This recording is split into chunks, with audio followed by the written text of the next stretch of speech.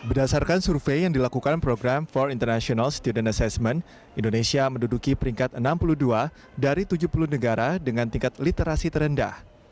Itu dibenarkan oleh staf ahli Mendagri Suhajar Diantoro pada rapat koordinasi nasional bidang perpustakaan tahun 2021 yang menyatakan bahwa tingkat literasi Indonesia pada penelitian di 70 negara berada di nomor 62. Menurut standar Organisasi Pendidikan, Keilmuan, dan Kebudayaan Perserikatan Bangsa-Bangsa atau UNESCO, minimal setiap orang harus membaca 3 buku setiap tahun. Sedangkan Indonesia memiliki rasio nasional literasi sebesar 0,09%. Jika dibandingkan dengan negara Asia Timur seperti Korea, Jepang, dan Cina, yang rata-rata membaca 20 buku baru setiap tahunnya. Riset berbeda bertajuk World's Most Literate Nation Ranked yang dilakukan oleh Central Connecticut State University pada Maret 2016 lalu, Indonesia dinyatakan menduduki peringkat ke-60 dari 61 negara soal minat membaca. Persis berada di bawah Thailand di urutan 59 dan di atas Botswana di urutan 61. Padahal dari segi penilaian infrastruktur untuk mendukung membaca, peringkat Indonesia berada di atas negara-negara Eropa. Menurut Kepala Perpusnas M. Syarif Bando, persoalan Indonesia adalah rendahnya tingkat literasi. Literasi sendiri adalah pendalaman pengetahuan seseorang terhadap suatu subjek ilmu pengetahuan. Rendahnya tingkat literasi bangsa Indonesia ditenggarai karena selama berpuluh-puluh tahun, bangsa Indonesia hanya berkutat pada sisi hilir. Sisi hilir yang dimaksud yakni masyarakat yang terus dihakimi sebagai masyarakat yang rendah budaya bacanya.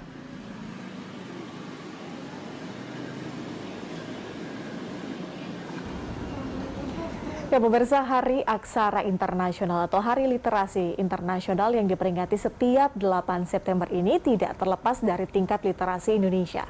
Tapi sayangnya nih, tingkat literasi Indonesia berada di 10 besar urutan terbawah atau Indonesia berada di ranking 62 dari 70 negara di dunia. Nah, terkait rendahnya tingkat literasi Indonesia, kita akan membahasnya bersama dengan Deputi Bidang Pengembangan Sumber Daya Perpustakaan Perpustakaan Nasional, ada Denny Kurniadi. Pak Denny, selamat siang. Selamat siang. Salam sehat Pak Denny. Salam sehat Ibu. Oke, selain Pak Denny, kita juga sudah terhubung dengan pegiat literasi sekaligus CEO dari Catch Me Up, ada Haifa Inaya. Mbak Haifa, selamat siang. Selamat siang, Mbak Patricia. Salam sehat juga Mbak Haifa.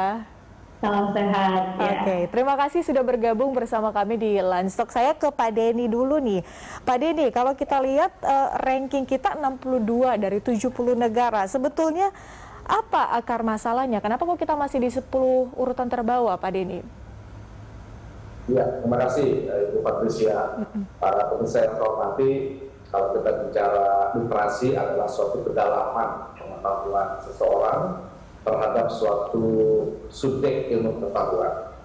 Memang betul, kalau kita bicara sisi hilir, bagaimana judgement terhadap Indonesia, rendahnya budaya baca, rendahnya indeks literasi adalah fakta. Kemudian IPM Indonesia rendah adalah fakta. Daya saing global Indonesia rendah adalah fakta. Indeks inovasi Indonesia rendah adalah fakta dan sebagainya.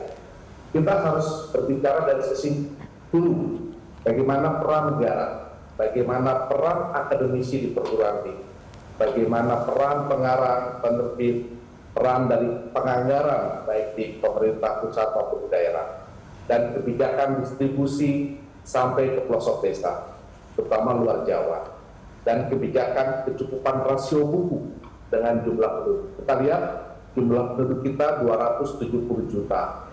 Buku yang ada, yang beredar adalah hanya 22 juta. Jadi satu buku ditunggu oleh 90, satu orang menunggu 90 buku. Jadi ini kenyataan yang betul-betul sangat ironis. Idealnya adalah menurut UNESCO saat 3 buku untuk 1 orang. Jadi kita masih sangat terbelakang. Sehingga ketika ada survei yang dilakukan oleh pihak luar negeri, ya memang sisi hilirnya adalah rendahnya budaya baca dan rendahnya literasi. Ini yang harus kita perbaiki. Bagaimana peran sisi hulu, peran pemerintah dan sebagainya. Saya kira itu. Tapi kalau kita bicara soal infrastruktur mungkin ya masyarakat atau mungkin anak-anak ya, kita berbicara soal anak-anak kemudian mendapatkan akses untuk membaca, sebetulnya sejauh ini seperti apa Pak Denny? Decarde, apakah bisa dibilang sebetulnya di seluruh Indonesia ini sebetulnya kita sudah punya nih roadmap-nya seperti ini kalau misalnya terjadi kejadian yang seperti itu atau gimana? Pemerintah melalui perpustakaan nasional, kita teman-teman di perpustakaan provinsi dan seluruh masyarakat, baik dunia usaha maupun filantropis, itu bersama-sama menggagas bagaimana peningkatan indeks literasi masyarakat dan peningkatan gemar membaca melalui berbagai kegiatan. Kita survei di tahun 2018 kita memiliki 124.610 perpustakaan seluruh Indonesia. Tapi dengan jumlah tersebut masih belum cukup, karena seharusnya setiap desa itu kita harus memiliki satu perpustakaan. Desa kelurahan kita ada 80.000, paling tidak kita harus memiliki 80.000 perpustakaan desa kelurahan. Belum kalau kita bicara RT RW, itu ada di sana taman bacaan masyarakat, ada pondok-pondok baca, juga harus kita dirikan.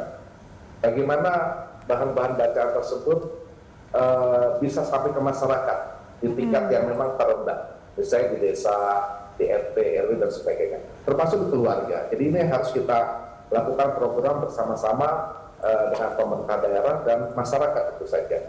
Perpustakaan nasional sudah menggagas berbagai program. Sehingga kalau dikatakan bahwa tingkat gemar membaca atau tingkat indeks literasi masyarakat kita rendah, saya kira kita sudah mulai meningkat sejak kita survei di tahun 2016 dengan tingkat rendah, dan sekarang di tahun 2020 itu survei kita sudah di angka sedang, sudah di angka 55 dari range 0 sampai 100. Jadi survei terakhir oleh Perpustakaan Nasional di tahun 2020 bahwa gemar membaca kita di angka 55. Jadi ini sudah ada peningkatan akibat dari program pemerintah daerah dan masyarakat dalam rangka peningkatan minat baca, terutama dalam penyediaan bahan-bahan bacaan sampai ke desa. Oke, surveinya sudah ada peningkatan. Mbak Haifa kalau lihat perkembangan kita di dalam artian literasi, sebetulnya seperti apa Mbak kalau Anda melihat? Karena kan 62 dari berapa tadi ya? 70 negara, ini kan masih cukup jauh Mbak. Bagaimana, apa sebetulnya akar masalahnya di sini? Oke, sebelumnya terima kasih. Mungkin kalau misalnya menurut aku sih, kalau misalnya kayak kembali kita ke masalah literasi, kalau misalnya ditanya akar masalah, tentunya kayak emang di kita budaya membaca itu mungkin masih belum terlalu dimunculkan gitu, khususnya misalnya di generasi sejak kita masih anak-anak lah kayak gitu. Cuman sebenarnya juga menurut aku itu tuh bisa terus dikembangkan gitu kan seiring dengan berjalannya waktu, terutama dengan akses yang lebih mudah saat ini gitu. Contohnya dengan kita di Catch Me Up gitu kan, yang kita lakukan adalah kita merangkum semua berita-berita yang yang rumit atau bahasanya sophisticated lah gitu, kayak politik, ekonomi dan lain-lain, itu kita rangkum dalam bahasa yang casual, santai, mudah dipahami, dan itu ternyata engagement kita tinggi ketika kita menggunakan approach seperti itu. Artinya menurut aku kalau dilihat dari kecenderungan dari pembacanya Catch Me Up adalah bukan berarti emang anak muda kita nggak suka baca, tapi emang mungkin kita sebagai penulis atau jurnalis atau yang memproduksi konten itu perlu membuat atau memformulasikan konten yang memang mudah dipahami dan emang relatable sesuai buat para pembaca. Ketika kontennya relatable dan sesuai dan emang orang bisa menikmati itu gitu, kayak tentu anak muda juga akan tertarik untuk membacanya kayak gitu. Berarti harus benar-benar harus kreatif ya, membaca situasi juga, gimana caranya bisa atraktif gitu ya, memberikan konten yang baik kepada anak muda, khususnya juga anak-anak yang ingin mencari tahu tentang sesuatu yang mungkin rumit, kemudian dipermudah dengan bahasa-bahasa yang bisa dibilang santai gitu ya. Oke, kita akan lanjutkan di segmen berikutnya. Pemirsa tetaplah bersama kami, langsung segera kembali usai jeda.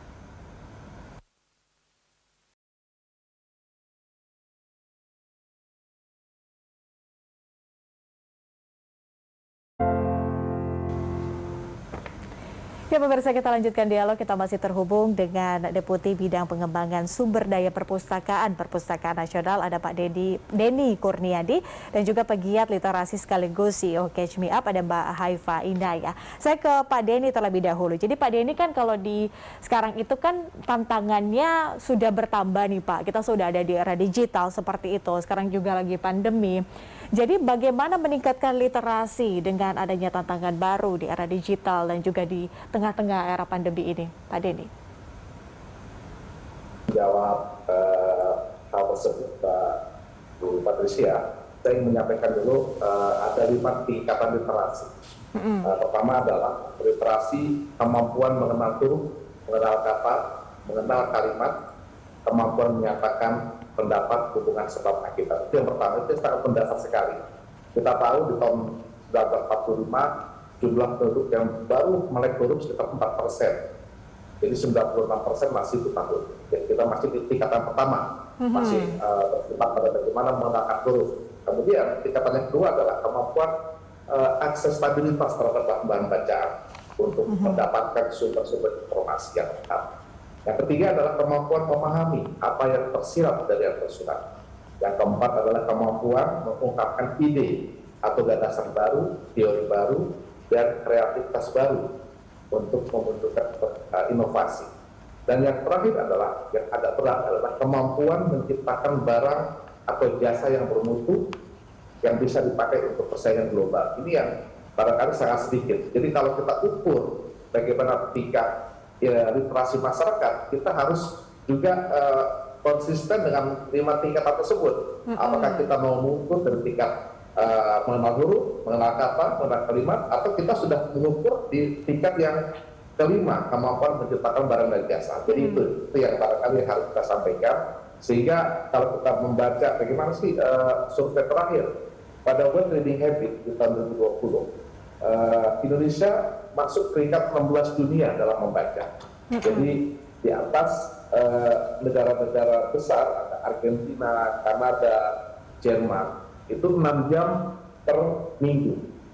Jadi ini luar biasa. Jadi dari 22 yang kaji, itu kita di peringkat yang 16, jadi cukup baik. Tidak seperti yang saya sampaikan bahwa kita di peringkat yang memang 62 dari 20 negara.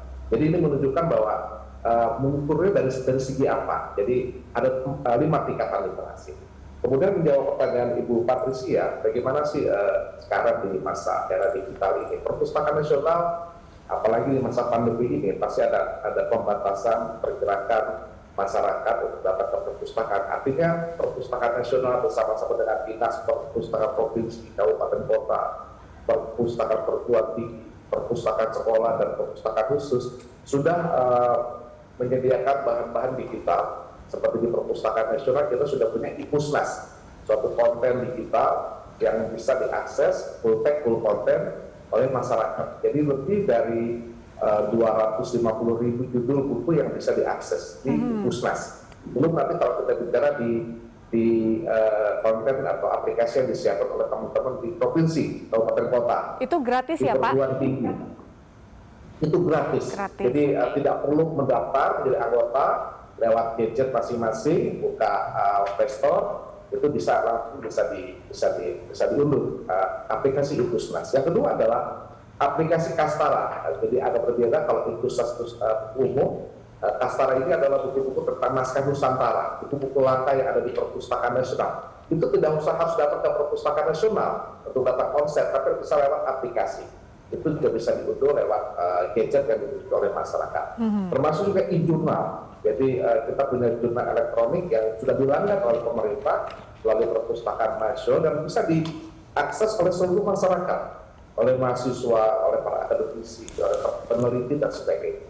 Jadi ini adalah konten-konten digital yang disiapkan oleh perpustakaan nasional dan juga banyak lagi oleh teman-teman di perpustakaan daerah, perpustakaan perguruan tinggi, dan perpustakaan sekolah serta perpustakaan khusus. Jadi kita harus mengarah bagaimana tidak hanya berharap masyarakat yang datang ke perpustakaan, tapi perpustakaan yang datang ke masyarakat, supaya nanti betul-betul pelayanan kita semakin baik, semakin prima. Karena kalau bicara informasi itu adalah hak masyarakat yang harus dipenuhi oleh pemerintah pemerintah daerah dan oleh seluruh masyarakat. Saya kira itu, Bu. Pak Denny, tapi kalau kendala yang ditemui sebetulnya seperti apa sih, Pak? Apakah memang kendala dalam meningkatkan literasi ini? Apakah memang karena budayanya mungkin, atau mungkin memang dari sononya seseorang tidak suka membaca, atau seperti apa? Seperti apa sebetulnya kendalanya? Kalau kami melihat di lapangan, ketika ada mobil perpustakaan keliling, motor perpustakaan keliling, kuda pustaka yang digagas oleh masyarakat, beca pustaka, demo pustaka, masyarakat secara sukarela memberikan layanan terhadap bahan-bahan bacaan dari buku kepada masyarakat, itu banyak masyarakat yang datang. Artinya budaya baca masyarakat kita cukup tinggi. Jadi yang cukup rendah adalah karena bahan baca tidak merata. Bahan bacaan agak susah untuk diperoleh di masyarakat, terutama masyarakat yang termarginalkan di daerah-daerah. Jadi ini harus kita gas bersama, dan peran pemerintah pusat, daerah, dan masyarakat tentu saja lewat dana filantropis itu juga harus juga bisa memberikan layanan kepada masyarakat melalui bahan-bahan bacaan, apakah lewat perpustakaan daerah, lewat perpustakaan komunitas, lewat taman bacaan masyarakat, dan sebagainya. Oke, Mbak Haifa kan ini adalah konten creator, memproduksi satu konten untuk diberikan kepada masyarakat agar mudah dimengerti begitu. Di sini ada Pak Denny, ada mungkin sedikit masukan mungkin kepada pemerintah begitu, apa sebetulnya yang harus dilakukan? Karena kalau saya sendiri melihat konten-konten dari Kashmir sendiri sangat tertarik begitu ya untuk melihat, karena dengan bahasa yang cukup santai kalau kita harus baca. Apa yang ingin disampaikan kepada Pak Denny? Sebelumnya aku pengen bilang sama Pak Denny kalau aku udah langganan semua yang ada di aplikasinya tadi yang disebutkan.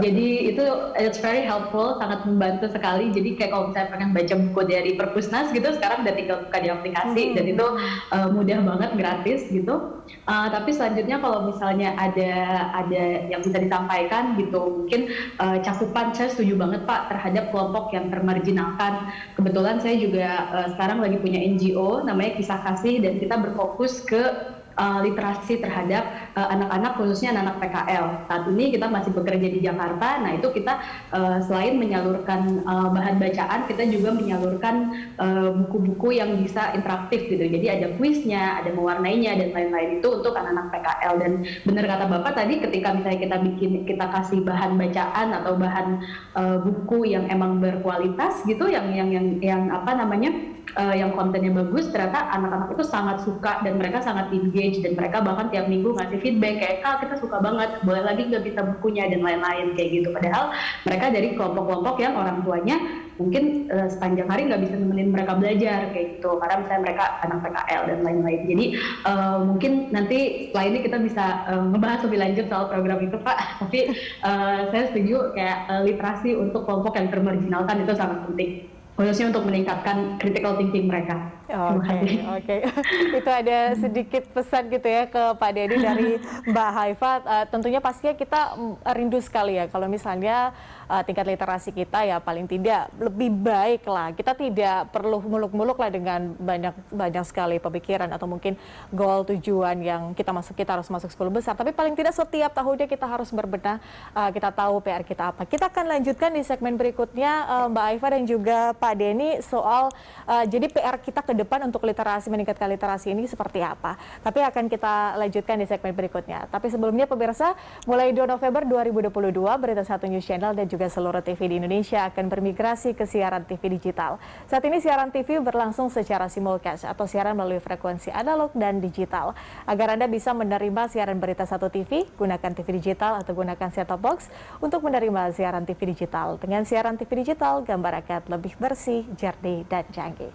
Langsung akan kembali usai jeda.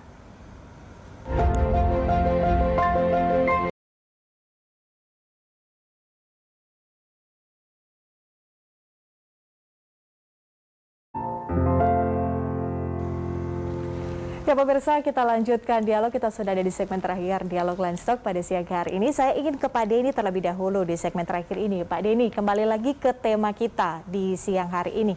Kalau kita berkaca di tema Hari Aksara Internasional atau Hari Literasi Internasional saat ini adalah mempersempit kesenjangan digital. Terus tema Livestock kita pada siang hari ini adalah PR besar literasi Indonesia.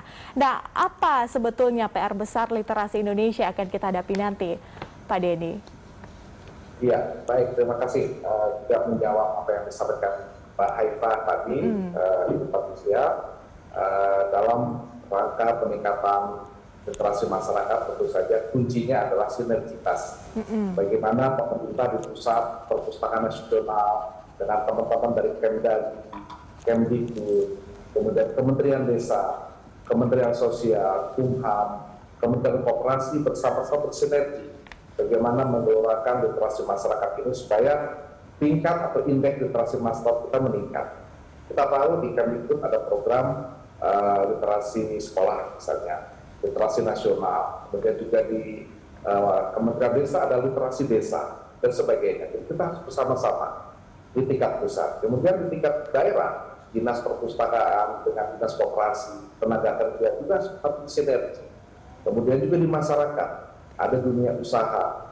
CSR kalau bisa juga diperuntukkan bagi pengembangan perpustakaan misalnya. Jadi harus ada upaya dari semua lapisan masyarakat. Bagaimana penyediaan bahan-bahan bacaan ini juga bisa sampai ke pelosok desa. Kalau perlu sampai ke RT RW. Ini yang harus kita lakukan sebagai PR kita. Perpustakaan Nasional sudah punya program sejak tahun 2018 dengan nama transformasi perpustakaan berbasis inklusi sosial, di mana perpustakaan tidak hanya tempat untuk mencari informasi lewat bahan bacaan yang ada di perpustakaan, tapi juga perpustakaan sebagai tempat untuk berlatih keterampilan masyarakat. Sehingga tagline-nya adalah tidak hanya perpustakaan mencerdaskan masyarakat, tapi juga bagaimana perpustakaan mensejahterakan masyarakat. Lewat apa? Lewat bahan-bahan bacaan yang disediakan, misalnya buku life skill, peternak lele, bagaimana peningkatan ekonomi masyarakat bisa meningkat lewat layanan perpustakaan. Kita ada pendampingan, dan sampai saat ini sudah 32 provinsi yang sudah menjadi pilot project, dan sudah ada 160 kabupaten yang sudah pilot project dari program ini. Sehingga ini sangat menarik, perpustakaan bisa tidak hanya menunggu pembaca, tapi bagaimana perpustakaan juga berkontribusi terhadap pengentasan kemiskinan. Apalagi di masa pandemi ini, banyak sekali layanan perpustakaan lewat program ini yang juga bisa mengangkat masyarakat yang tadinya hanya tukang parkir misalnya, atau hanya pengemis, dia bisa belajar di perpustakaan sehingga punya penghasilan walaupun di skala keluarga. Misalnya bagaimana cara peternak lele, bagaimana cara peningkatan pemasaran dari dagangan yang sangat-sangat modal kecil. Jadi ini kita tidak ada bantuan dari koperasi atau dari UMKM dan sebagainya. Itu adalah betul-betul program perpustakaan nasional dari kebutuhan masyarakat, apa yang mereka butuhkan dan keterampilan kita bisa ajarkan dari bahan-bahan bacaan yang ada di perpustakaan. Jadi kita sudah mulai ke arah sana, sehingga program ini didukung oleh Bappenas tentu saja terus berlanjut, dan mudah-mudahan seluruh provinsi, seluruh kabupaten kota, seluruh desa di Indonesia bisa bertransformasi menjadi perpustakaan yang berbasis inklusi sosial. Terima kasih.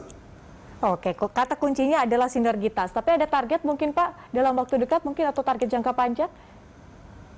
Ya, target kita tentu saja dari 34 provinsi kita sudah memiliki 34 dinas perpustakaan. Kemudian dari 514 kabupaten kota kita sudah punya dinas perpustakaan di 495 dinas perpustakaan. Kemudian juga dari kecamatan, 8.000 kecamatan, kita sudah memiliki 10%, sekitar 800 perpustakaan kecamatan. Dan dari 80.000 desa kelurahan, kita sudah membentuk 23.000 perpustakaan desa kelurahan. Kita akan berlanjut ke perpustakaan sekolah, perpustakaan perguruan tinggi, perpustakaan khusus, termasuk ke perpustakaan komunitas. Oke, semangat Pak Denny dan juga kawan-kawan yang saat ini punya target menambah perpustakaan. Kalau dari Mbak Haifa kalau berbicara soal PR besar literasi kita, apa yang akan dihadapi ke depannya sebetulnya kalau dari Mbak Haifa?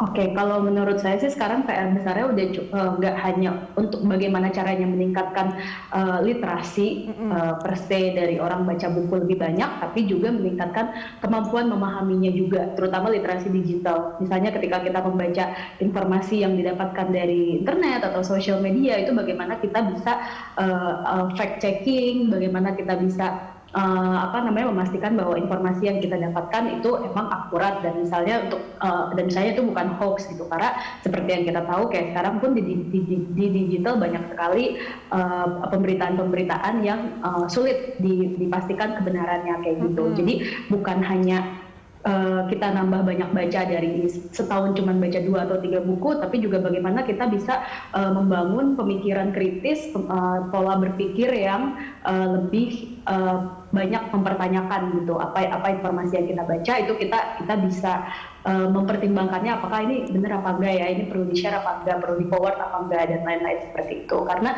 tidak bisa dipungkiri salah satu masalah kita sekarang adalah selain juga misalnya minat bacanya yang rendah, juga adalah kita jadi kurang kritis dalam melihat berita gitu. Ketika kita baca, kita langsung forward atau kita langsung share padahal kita belum tahu benar apa enggak. Jadi PR besarnya juga adalah bagaimana meningkatkan pola pikir yang lebih kritis, yang lebih mampu untuk memilah-milih informasi seperti itu. Harus mampu menganalisa. Ada tips mungkin dari Mbak Haifa? Ya. Kalau saya sih, khususnya kita di Catch Me Up gitu, ketika kita menulis konten atau menulis berita, itu kita memastikan sumbernya adalah sumber yang reliable, terpercaya gitu kan. Kalau dari media Indonesia, kita memastikan medianya yang emang terverifikasi Dewan Pers dan emang terdaftar kayak gitu. Terus juga kita kalau dari media internasional, kita juga memastikan bahwa emang itu media besar, dan kita juga tahu arah medianya kemana. Misalnya apakah dia media lebih ke liberal atau ke kanan atau ke kiri, karena kan kalau di luar negeri medianya lebih kelihatan ya value seperti itunya, kayak apakah dia konservatif atau lebih liberal. Nah kalau di Indonesia mungkin yang penting udah terverifikasi gitu kan, misalnya dari berita satu gitu, jadi kayak kita udah tahu oke ini pasti akurat gitu. Dan fact checking berkali-kali. Ketika kita ngambil berita, kita nggak cuma baca dari satu media, tapi kita bakal baca dari 3-4 media. Kita memastikan bahwa satu quote itu omongannya emang sama semua dari 4 media atau 5 media yang ada kayak gitu. Jadi dalam konten kita tuh, dari misalnya kita nulis berita 5 jam, misalnya 4 jamnya tuh fact checking aja tuh, kayak dicek lagi untuk memastikan bahwa berita yang kita punya itu akurat, jadi yang kita sampaikan ke publik juga nggak salah seperti itu. Jadi belajar fact checking dan critical thinking aja sih. Harus cek fakta ya, karena sekarang tuh kayaknya gampang banget gitu ya kalau misalnya kita harus forward satu pesan gitu kan ke orang lain tanpa mungkin tidak cek terlebih dahulu faktanya seperti apa. Jadi itu dia, kata kuncinya adalah jangan lupa untuk cek fakta ya. Kalau tadi kata Pak Denny adalah sinergitasnya, ini harus kita pertahankan, kemudian juga harus ditingkatkan ke depannya supaya literasi Indonesia menjadi semakin baik. Terima kasih banyak Pak Denny, Mbak Haifa, terima kasih banyak. Selamat Hari Literasi Internasional atau selamat Hari Aksara Internasional. Semoga kita semakin maju ke depannya. Salam sehat selalu. Terima kasih. Terima kasih. Ya pemirsa, Lansuk masih akan kembali usai jeda, tetaplah bersama kami.